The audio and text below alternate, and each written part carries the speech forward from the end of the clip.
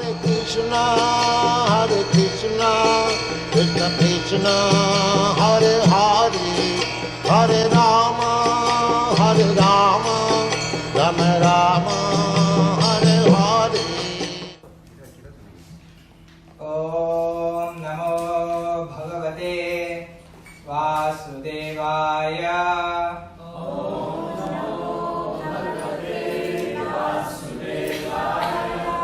Om Namo Bhagavate Vasudevaya. Om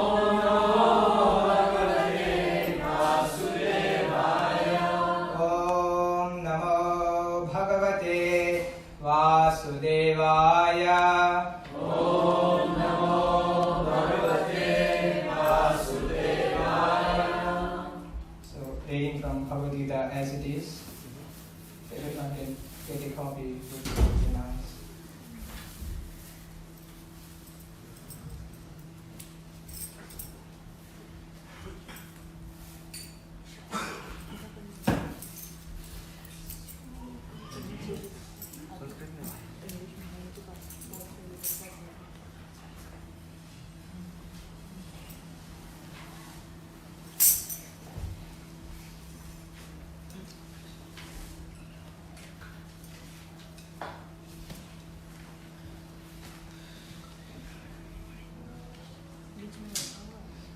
Bhagavad Gita, chapter 7, text number 7.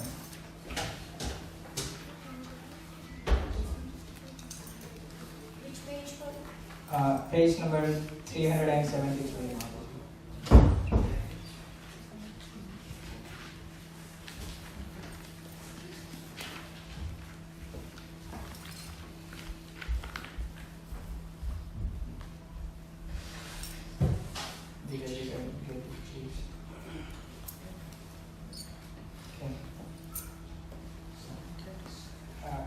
Chapter 7, text number 7. Chapter name is Knowledge of the Absolute. Okay. Please repeat after me.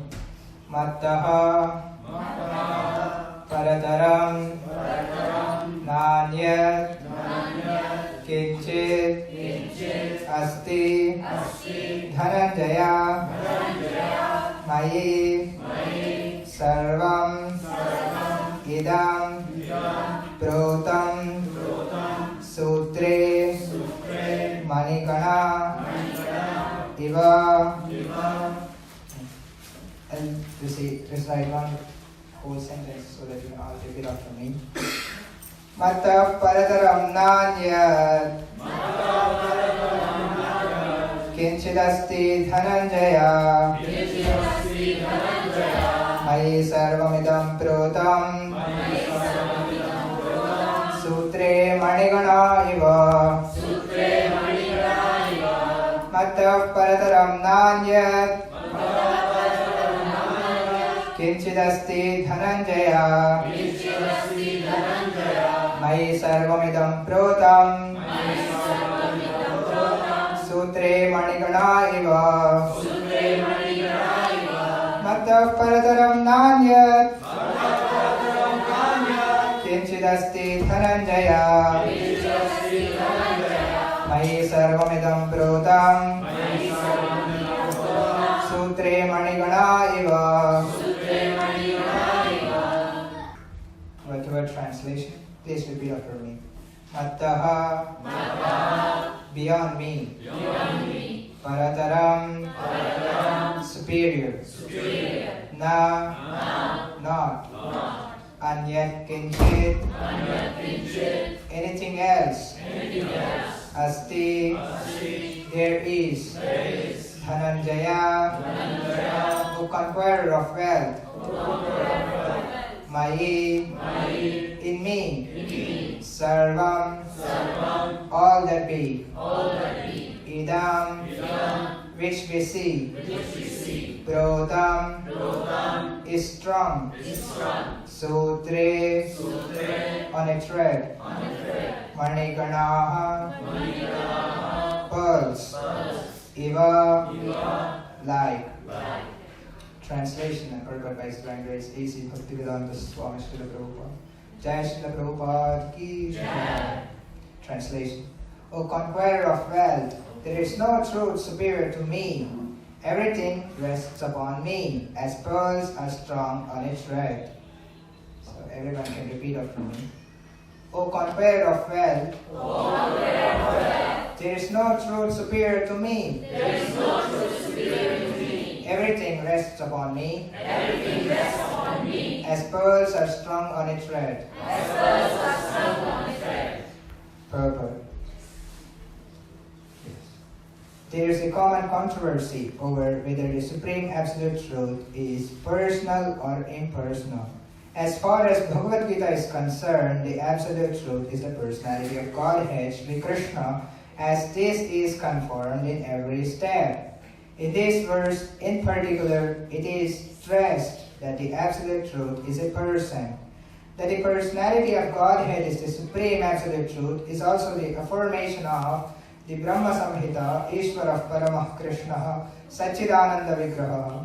That is, the Supreme Absolute Truth, personality of Godhead is Lord Krishna, who is the primeval Lord, the desired void of all pleasures, Govinda, and the eternal form of complete bliss and knowledge.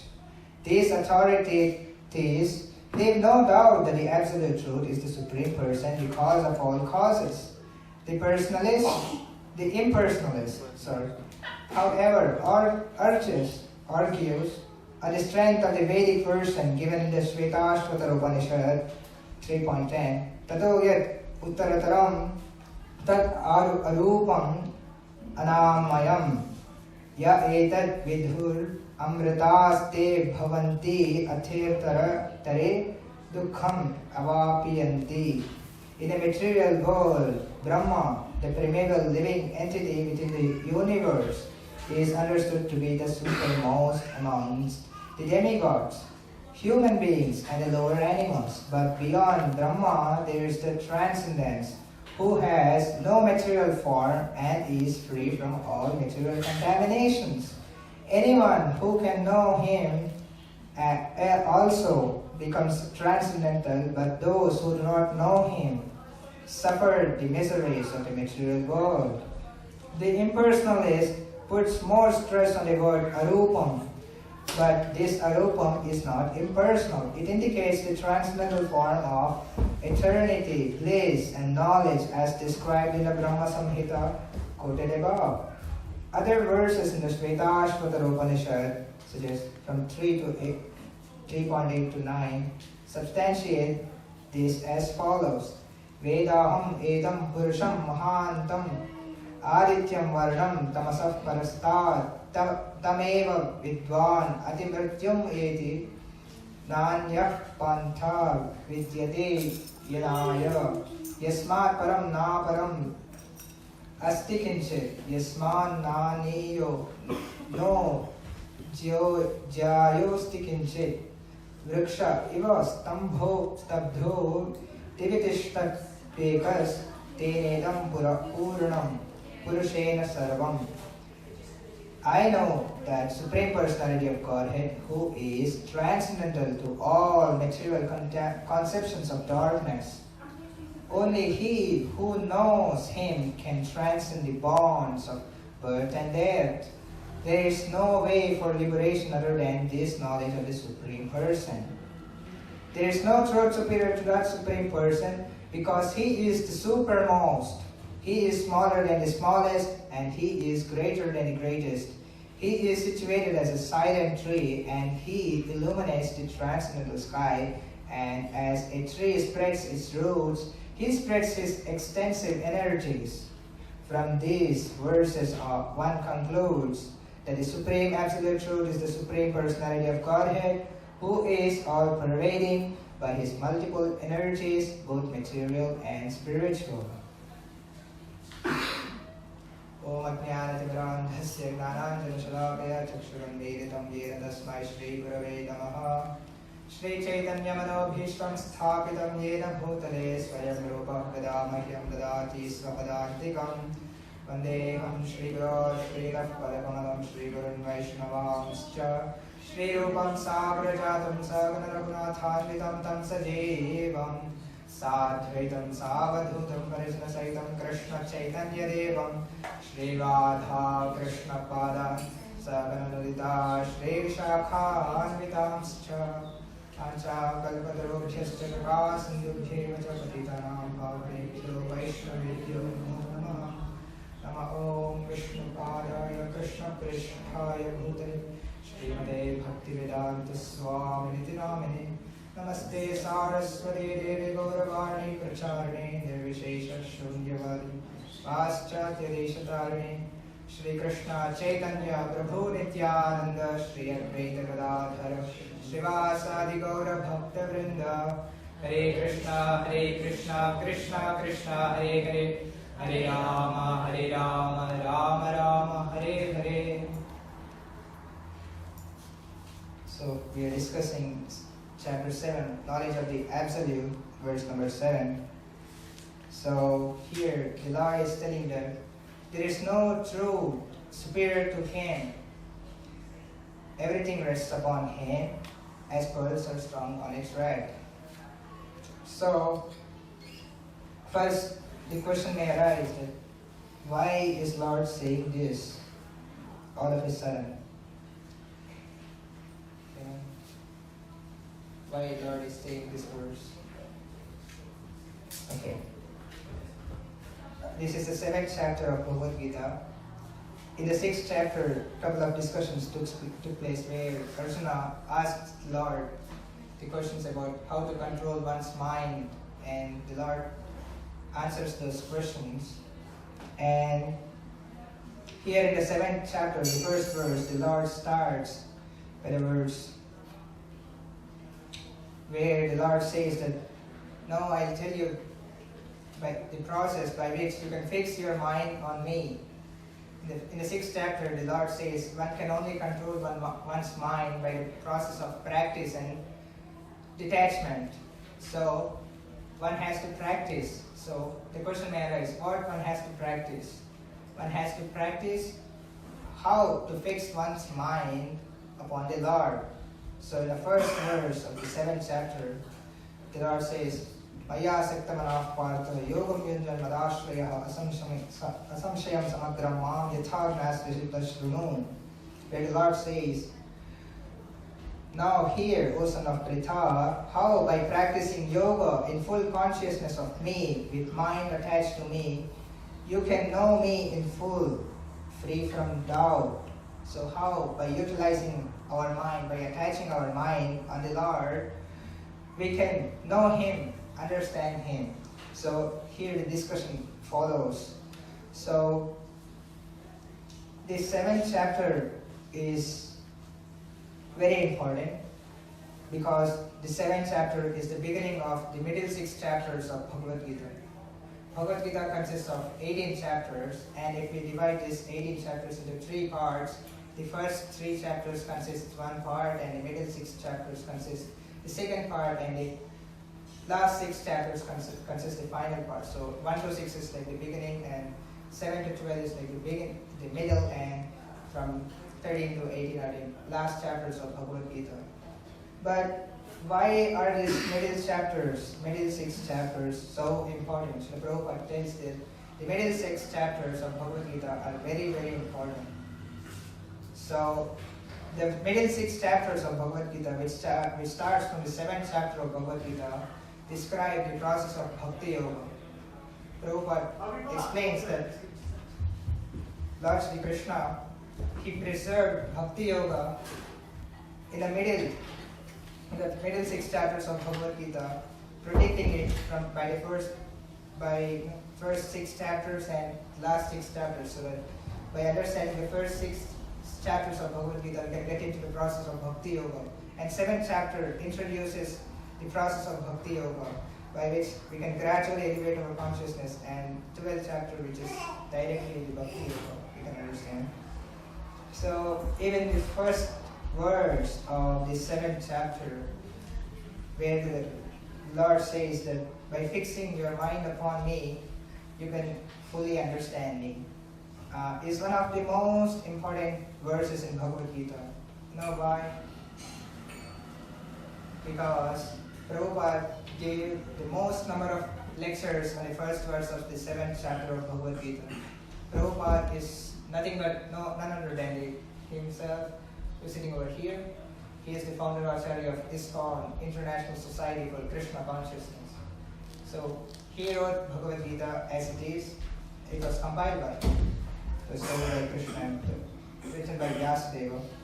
So yeah, he gave the most number of verses on the first verse of the 7th chapter, because the 7th chapter is like the beginning of the devotional service, bhakti, which we do. So yes, here, let's get into this verse now, where the Lord says, there is no truth superior to Him. Everything rests upon Him as pearls are strung on a thread. So, truth. So here, if we get into the purport, Srila Prabhupada tells that the common controversy, there is a common controversy over whether the Supreme Absolute Truth is personal or impersonal. So, it may not be in the Western world, like in India there is controversies where it is believed that God is impersonal or effulgence.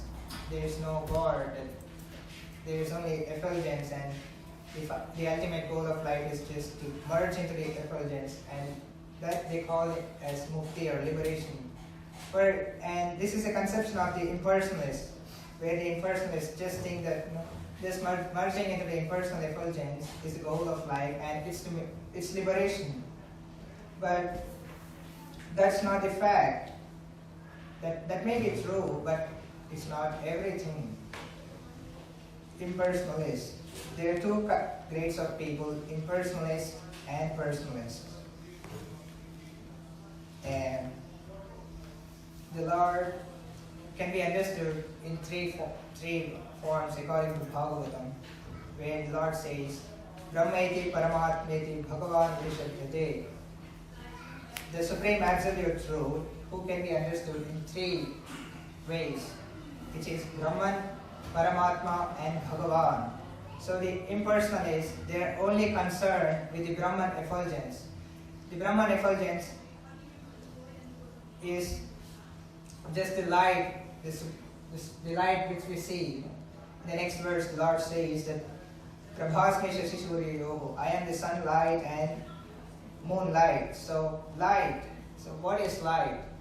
So Srila Prabhupada explains this, that Brahman is nothing but the light which is coming from Krishna. Srila Prabhupada gives a crude example where he says, in a scientific basis, that he questions, what is moonlight? Can anyone say, according to science or scientific basis, what is moonlight or moon?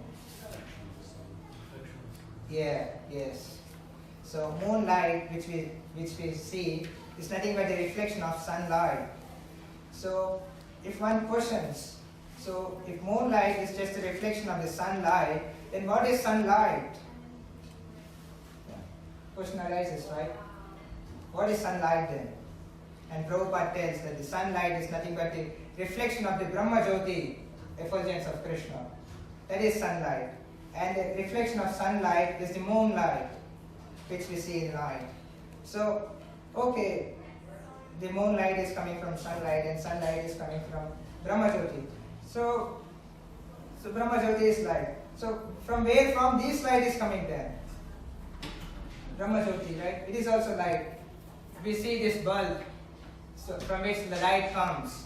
So is the light coming automatically or is coming from a source? Right? Is it coming from a source? Right? The light is coming from the bulb. It's not like the bulb is coming from the light. What do we call a person who tells that the bulb is coming from a light? What do you call him? Fool, right? He is a fool. He's telling that the bulb is coming from the light. The light comes from the bulb. And similarly, if you see that the Brahma Jyoti, the light is coming. So from where from this light is coming from? Then Srila Prabhupada says that this light is coming from Krishna, who is situated in his eternal abode, Goloka Vrindavana Dhama. In the Brahma Samhita too, Lord Brahma says, Yasya Prabha Prabhavato Jagadanda Koti, where from the Lord's effulgence the whole world is spreaded. The light which we see is nothing but Krishna. In the next verse you'll get to that. Where the Lord says, the light of the sun and the moon is nothing but me. So we can understand Lord easily, but this impersonalists, they make it complex and they make it difficult. According to the impersonalists, like the example I've given, according to their perception, the bulb comes from light. Stupid concoction. According to them, the bulb comes from light. So these people, they have limited knowledge and they have their own concocted philosophies. That's why in this purport, Srila Prabhupada is mainly dealing with this difference between personalists and impersonalists. How the impersonalists, they concoct, they pollute the philosophy. So here we see many examples in the purport that Krishna. So Srila Prabhupada first explains that there is no truth superior than Krishna. How? Because he is the cause of all the causes. Whatever is going on is due to him. And there is no truth superior to him, by knowing which everything is known. Later in the 10th chapter, the Lord says, may not be in the 10th chapter, maybe in the 15th chapter, Vedesta sarva ahameva vedya. So this verse is like the conclusion of all the Vedas. That what's the conclusion of all Vedas is nothing but understanding that Krishna is the supreme personality of Godhead and there is no truth superior to him. So here, the beginning of bhakti is like the conclusion of the Vedas, where there is no truth superior to him. If you go through all the Vedas, that's the conclusion we need to come to, that there is no truth superior than Krishna. And if you come across this discussion of personalists and impersonalists, the Prabhupada quotes this verse from Brahma Samhita where it says, Ishvara Paramah Krishna Satchidananda Vigraha, where Krishna is Vigraha, means a person. He is not the impersonal effulgence or something like light or something. No, he is person. When even the light is Krishna. Because in the Bhagavatam, it is said, Vadanti tat tattvamidam tattvam yat vijnanam advayam. And then comes Brahmeti Paramatmeti Bhagavan iti shabdate. There are three ways of understanding the absolute truth.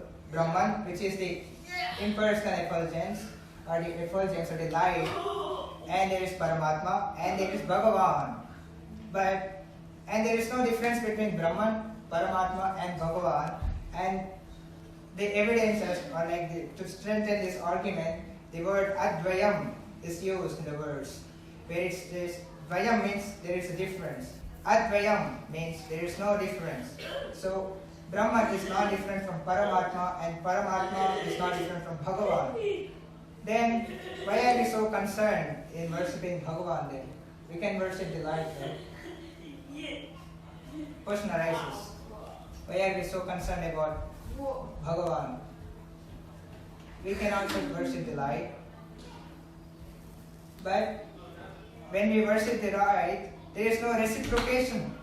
Bhakti, devotional service, is reciprocation between the Lord and the devotee. And bhakti is translated as devotional service. You cannot serve a light or impersonal effulgence. It's impersonal. You cannot render devotional service. But Bhagavan feature of the Absolute Truth, where the Lord is a person, Him we can worship. That's why we don't give much preference to impersonalism. We give much preference to Vaishnavism, where the personalism, where we Vaishnavas strongly believe in. Impersonalism also is there, but it's not recommended by the Shastra that you just fix to impersonalism. Impersonalism is true, but the knowledge is limited.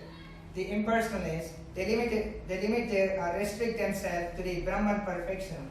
And for them, Brahman is everything. They say that, we are all the part and parcels of Brahman. Brahman in the sense, the impersonal effulgence, And even the jiva or the spirit soul is also called Brahman. First of all, before getting into this discussion, let's understand ourselves first. Who are we then? Who are we? Yeah, we are the spirit soul. The first injunction of Vedanta Sutra, or the second one, is Athato Brahma Jignasa, then Aham Brahmasmi. Here, the Brahman refers to the soul, where I am the spirit soul and the part and parcel of the Supreme Lord, Bhagavad. Hey, why did I put it? Yeah. We are the spirit soul, so our constitutional position is to serve the Lord. So we cannot serve the impersonal effulgence just to worship. If you just, instead of worshipping the deity over here, if you just keep worshipping that light, is there any sense? Right? The Lord has to be worshipped. We can only render devotional service to a person. That is devotional service, bhakti. So here, we see how Srila Prabhupada in this purport, he smashes the arguments of the impersonalists or the Mayavadis who consider the Lord to be impersonal. So here, Prabhupada quoted a verse from Shvetashvatara Upanishad, where the translation is as follows. In the material world, Brahma, the primeval living entity within the universe, is understood to be the supreme amongst the demigods, human beings and the lower animals. But beyond Brahma, there is the transcendence and who has no material form and is free from all material contaminations. Anyone who can know him also becomes transcendental, but those who do not know him suffer the miseries of the material world. Okay, so in the next paragraph, Prabhupada starts the purport with the saying that the impersonalist puts more stress on the word arupam. Arupam. Yeah, there is no form. But this arupam is not impersonal. So if we just have a look at the translation of the verse that Prabhupada is quoted, he mentions a sentence where he says, who has no material form. Here, the word arupam means he who has no material form, but not that he is impersonal. So these Mayavadi philosophers, fools, they translate this word as impersonal. They think that the Lord has no form. But only a Vaishnava can understand that arupam, the word, means he has no material form. That has to be understood. Here, that's the key word of this verse. So, then he has no material form. Okay, then. That's alright. So, what form does he have then? Spiritual form. So, what's the nature of the spiritual form? Yeah. It's Satchidananda. That's why Srila Prabhupada quotes that the first one. Ishvara Parama Krishna Satchidananda Vigraha. Sat, Chit, Ananda. The word is the three words. Sat, which means true. Eternal. Sat means eternal. And Chit means full of knowledge. And Ananda means bliss. So the form of Lord, or if you want to perceive the form of the Lord, you can understand that the form of Lord is eternal, full of knowledge and bliss. And as living entities, even we are spiritual. We are not material. It is not just that Lord has a non-material form. Even the jiva has a non-material. Jiva in the sense the spirit soul. He too has a non-material form. So, okay, non-material form. So, this is my form. So, is this non-material or what? Is it material or non-material? Yeah? The body is The body is material. Material, yes, it's material. Then I say that jiva too has a non-material form, and here we are saying that jiva has a material form. That's So, not your controversy? That's the outward dress, it's not our actual form. Sorry, what did you It's not our actual form. Yeah, It's only the outside dress. yes, yeah. So this form which we perceive or which we see is just like a dress in which we are situated. It's not the first teaching of Bhagavad Gita is, we are not this body. We are the spirit soul. Our body is material, but we are spiritual. There is a difference between we and this body. We say this hand. We don't say that I am this hand, right? This is my hand. Means my is, in this sense, is referring to someone else, differentiating me from this body. So who is that me? That teaching is given in Bhagavad Gita as the spirit soul. We are not this body, but the spirit soul. We are not this body. This body is subjected to birth. This body is subjected to death. This body is subjected to disease. This body is subjected to old age. But as Jiva, as spirit souls, we are not subjected to birth, death, old age, and disease. Our constitution, our nature is just like the Supreme, the Lord. Even we are Satchidananda. We are also eternal. We are also full of knowledge. We are also full of bliss. Okay, we are full of knowledge. We are full of bliss. So, are we full of knowledge now?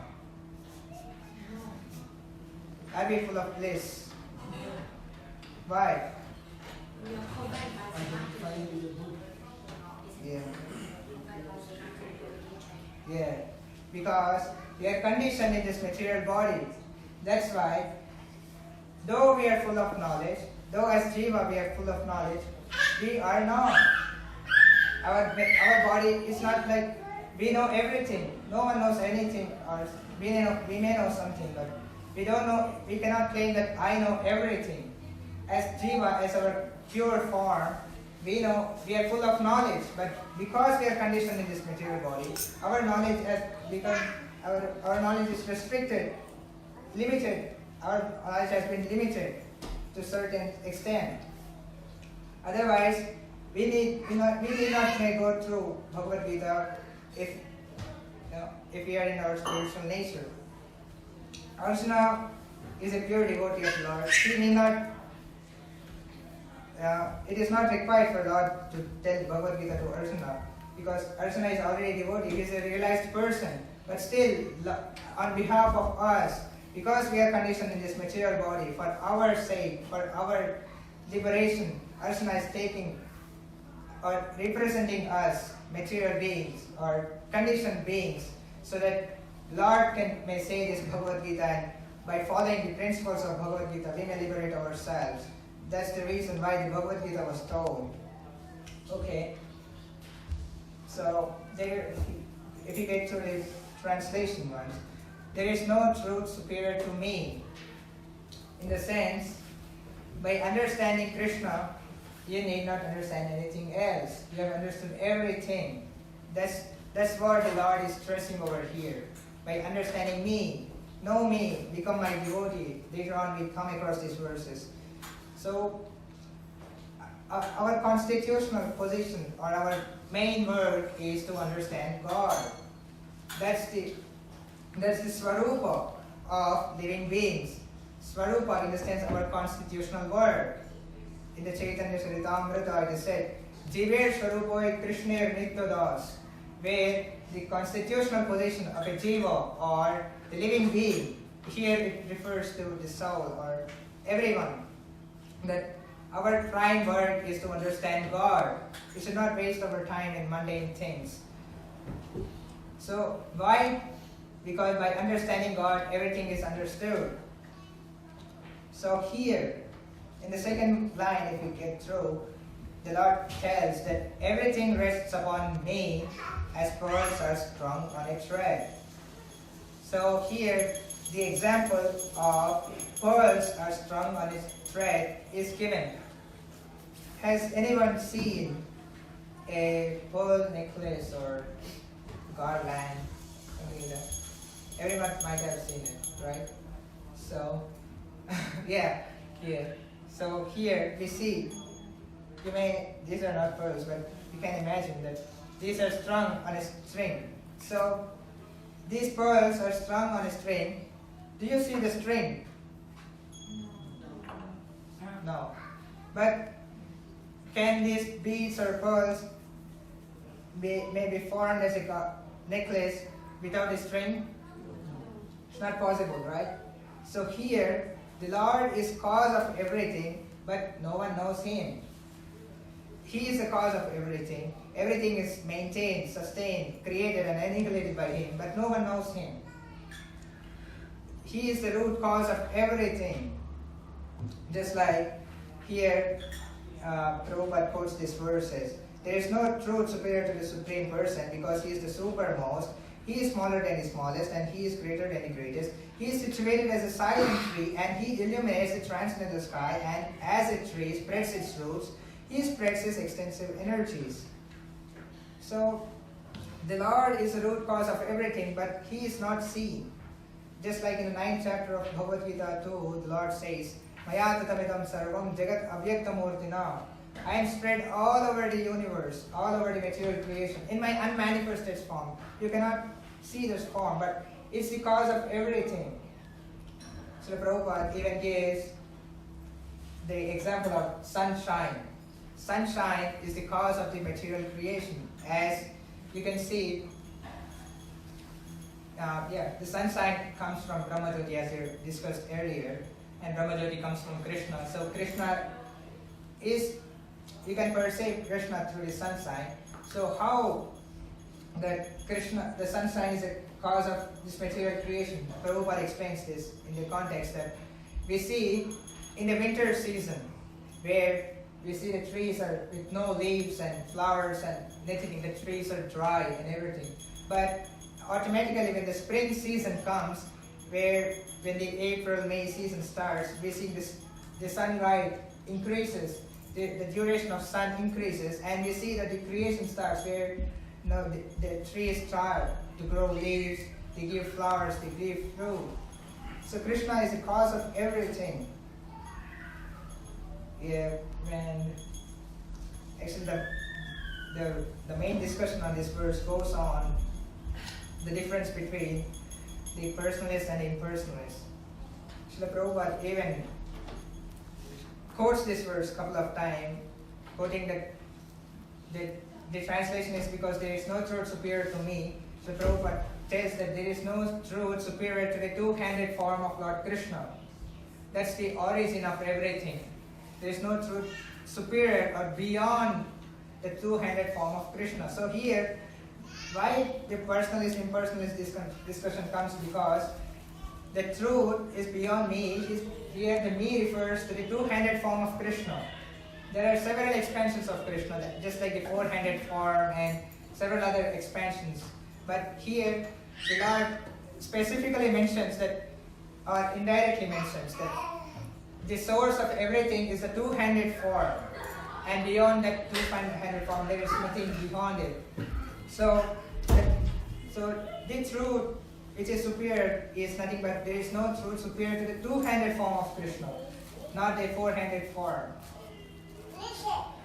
Yeah. So I'll just end my class over here as we are coming short of time. So I can just conclude this lecture by repeating the translation as there is no truth superior to me, or there is no truth superior to Krishna, and He is the cause of everything. Everything rests upon Him, but still no one endeavors to understand. That one has to endeavor. That should be aim of life, where one has to perform devotional service and purify oneself and realize God. That should be the aim of life. So I end my class over here. Hare Krishna, Krishna Krishna